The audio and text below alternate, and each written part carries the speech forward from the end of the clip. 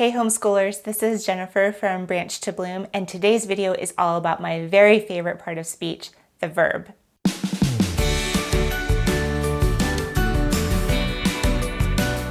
Hi, I'm Jennifer from Branch to Bloom, and in today's video, I'm going to show you how we taught our children all about verbs using the Montessori method. If you're new here, you may want to start at the beginning of this series with the nouns by clicking this card right here, and be sure to like this video and subscribe to my channel so that you don't miss out on any of my upcoming content.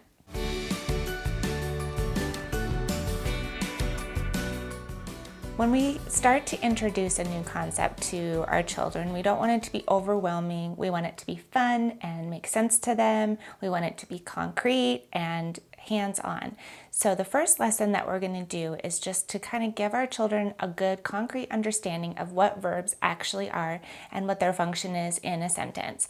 So you're going to want to gather your materials. Now, before we get started on the presentation here, I just want to tell you that I have a PDF for you that's linked below that explains everything that I'm going to go through in our video today. So it has all of the lessons and all of the step-by-step instructions that I'm going to be talking about. So if that's helpful for you, that's linked below.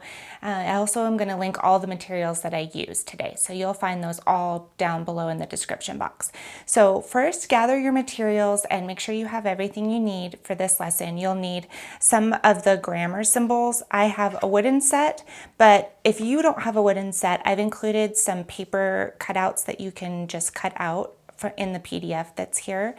You also will want some slips of paper. I have some in this PDF that are rimmed in black and red for the verbs and sentences, but they don't have to necessarily be color-coded. They just need to be some longer strips and some shorter strips. You'll also want some way to symbolize in 3D the pyramid that we used in the noun lesson earlier, and also a red sphere. It can be just a red ball. And for the pyramid, if you don't have this set, which I'll link below as well, you could just make it with origami paper, or you could do it with clay. Either way, we just need to have some kind of three-dimensional model for this. You also will need a red pen and a black pen. So let's get started on the presentation. Once you've gathered all your materials for this lesson at a table or a mat on the floor, wherever you feel comfortable, call your child over and tell them that you're going to practice a little bit more with nouns and articles and adjectives. I like to reference back to the noun family lesson, which is included in the PDF that I have linked below about adjectives. I didn't do that in my video, but I have step-by-step instructions for you there if that's something you're interested in doing. So what you'll do is take one of these longer paper strips, and you're going to choose an object. I'm just going to use this black pyramid since I have it here, and write a short phrase that just has the article, the adjective, and the noun. So I'm going to write the black pyramid. Black pyramid. And then I would ask my child if they remember what the article does. What's the function of the article in the sentence? And they would say that it points to the noun. So we're going to take this article and symbolize it just like that. And then I would say, do you remember what adjectives do? What is their function? And they would say, yes, it tells us more information about the noun. So we would put it there. And then I would say, and what do nouns do? And they would tell me it is what tells us about the object. So the noun is the name of the object. So we have the symbol here for the noun. And we would do this, write a phrase, and then symbolize it several more times. But what I like to do is ask the child to find some fun objects from around the room, especially if it's something that's like a favorite toy of theirs. You can ask them to find something silly, and just make it really fun. So write a few more phrases and have them symbolize it. And then once they understand that, you can move on to the next part. And that's where we're going to tell them that we're going to add something else. So I hide my cards from my child so they can't see it. And then I would write 3 action verbs on some of the smaller slips of paper. So I'm going to write, remember, don't let them see it. I'm going to write stand, smile, and jump. They can be any actions. And then I just will fold them in half so that they can't read it. Now, if you have more than one child, it's really fun to do this with more than one child and have one child do the action and the other one guess it. But if you only have one, that's okay too. And then I would ask them to choose one of my cards and to read it and to do what the card says. So they maybe would open up stand, and maybe they're sitting down, so they would stand up. This one says smile, so they would smile. And another one says jump, so they would jump. And I would say, now, can you point to one of the nouns that we talked about in these phrase cards that we have? So in this case, from my example, they would point to the black pyramid. And if they had, one that said the red sphere, they would point to the red sphere, or whatever their toy is. They would point to the noun, point to the object. And then I would say, can you point to jump? Well, they can't, right? Can you point to stand? How about smile? Can you point to the verb? You can't, because actions are something that you do and then they're gone, right? It's not a concrete object that you're pointing to. It's an action. And that kind of helps the child to understand in a really experiential way the difference between a noun and a verb. And it will stick in their mind because they acted it out. So the next thing that I would say is that we're going to add a little bit more fun to this sentence by making the noun in our sentences do whatever we want. So this can be fun, and you can make it just as silly as you want. So here we have the black pyramid. So I'm going to write another card, another slip here. And I'm going to write the black pyramid. Oops. Pyramid. And now I'm going to add my verb. So I'm going to say the black pyramid jumps.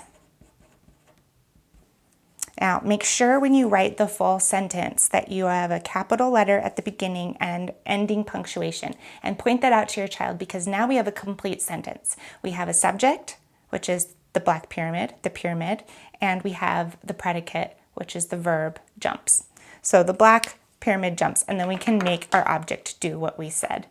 So do a few more of these until you feel like they understand how the relationship between the verb and the noun. And then once you think that they have a really good understanding of that, we can move on to the next lesson.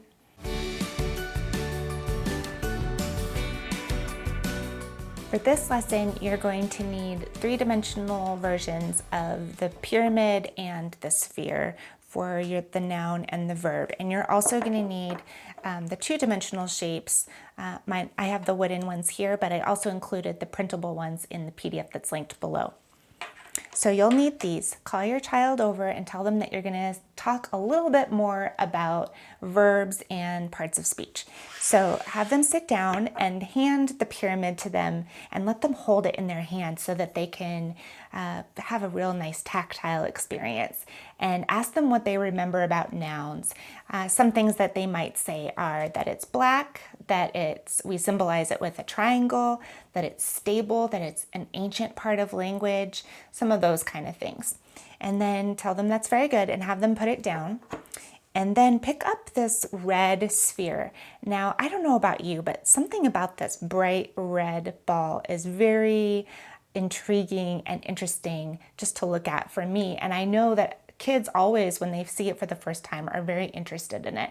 So it's nice and shiny and bright red, and hold it in your hand and say, this is what we use to symbolize the verb, because it is a bright red ball, and it symbolizes the bright energy that comes from the sun.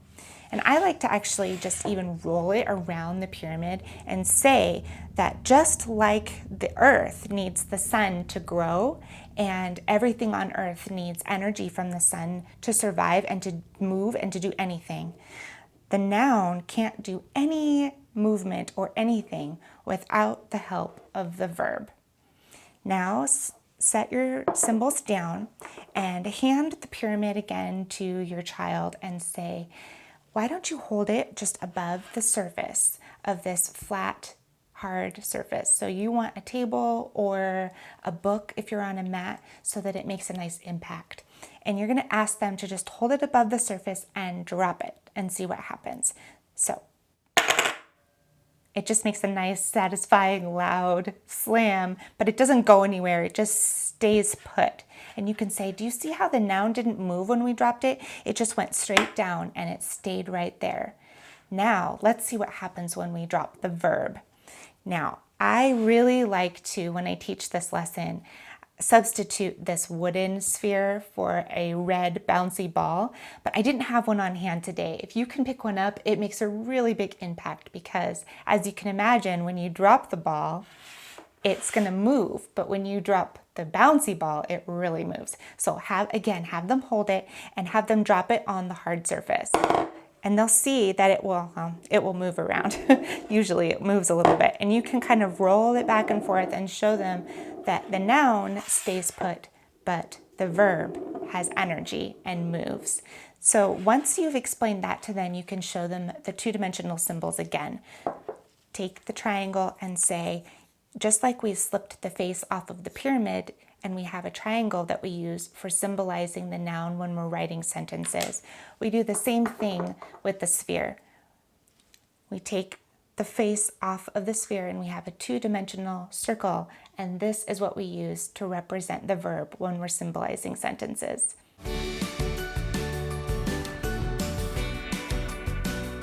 Now that you have gone over the symbol and you have explained the key experience lesson, your child knows what a verb is and how it impacts a sentence, it's time to have a little bit of practice with my very favorite part, the Montessori elementary grammar boxes. So for this experience, we need to have the grammar box filling envelope 4, or if you're using the traditional materials, you'll just want the wooden boxes. And then you also need the sorting mat or sorting box for verbs. And you'll also want, for the second half of this presentation, the 2 verb command boxes. So mine are felt envelopes, or if you have the traditional ones, they're made of wood. You also will want the wooden symbols for the different parts of speech, and you will want to have maybe a stencil and some colored pencils. Get all of these things together on a mat or on a table and call your child over and tell them that now we're going to do some fun practice using the knowledge that we have about verbs and nouns. And you're going to take out the contents of pocket A or box A, filler box 4A, and just have your child sort these on the sorting mat. The sentences go on the top, and then they sort by color. So even if they don't know the parts of speech yet, they can just, or don't know them real well, they can sort them just by color. Now this first set doesn't include adjectives, but they are included later in the set. And have them take a sentence and set it in front of them, and then they're going to rebuild this sentence using the word cards. So this one says, speak a word, whisper a word. Speak a word.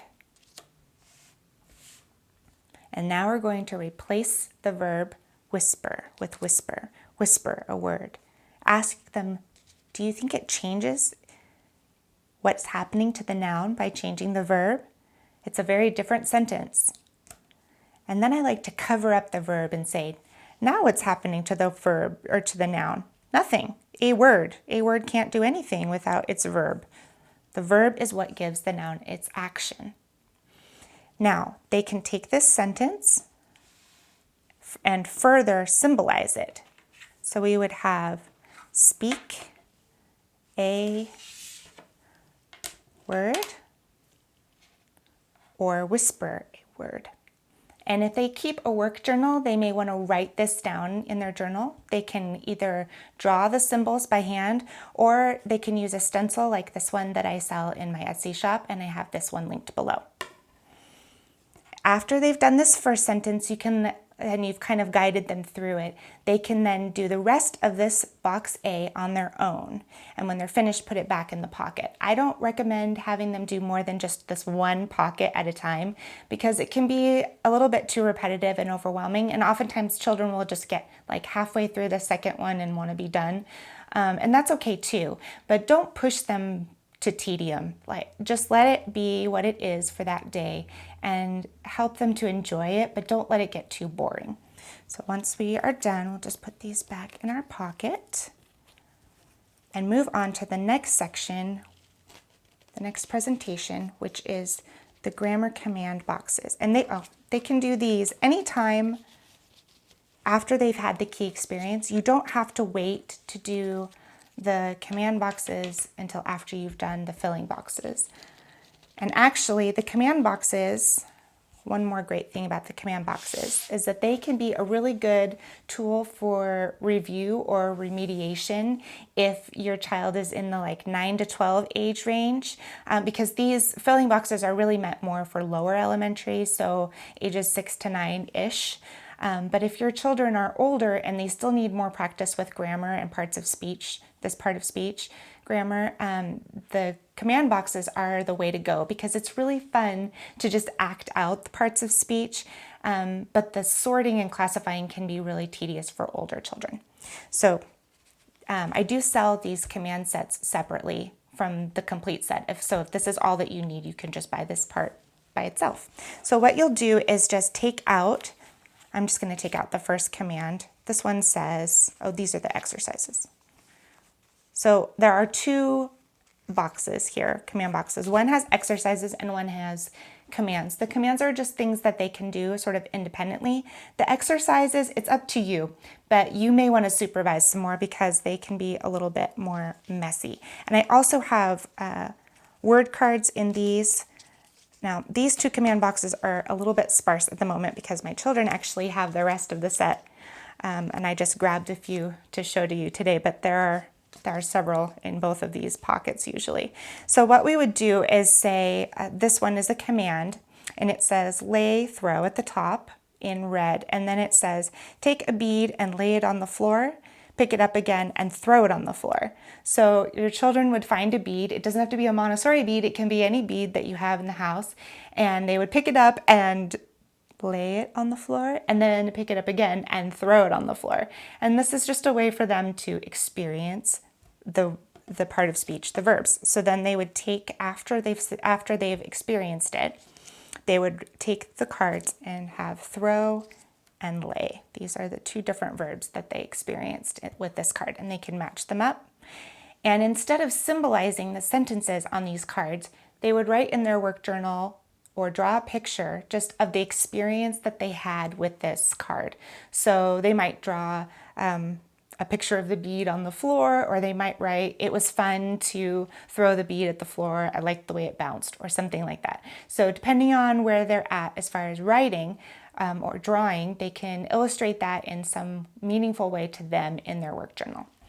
And then the experiences or the experiments, this one says fill a bowl with water and add half a cup of flour, stir until thick. So it's a little messy, but it's going to be memorable for them. And then afterward, again, they can take the word stir, and that's the word that they were experiencing today, and then write something, journal about it, or write in their work journal just what they experienced with this part of speech. So these are a really fun thing, and they're actually my children's favorite part of the Montessori Elementary grammar boxes. They love the command boxes the most, and I think most children really enjoy them. Thank you so much for joining me today. I hope that this verb lesson was helpful for you, and if you have any questions, please just leave them in the comments below. Again, I will link everything that I mentioned in today's video in the description box, so just follow the links if there's something that you think would be helpful to your homeschool. Please like this video and click subscribe if you're new here so you don't miss out on any upcoming content, and feel free to share this with your friends if you think it would be helpful to them, and I'll see you next time.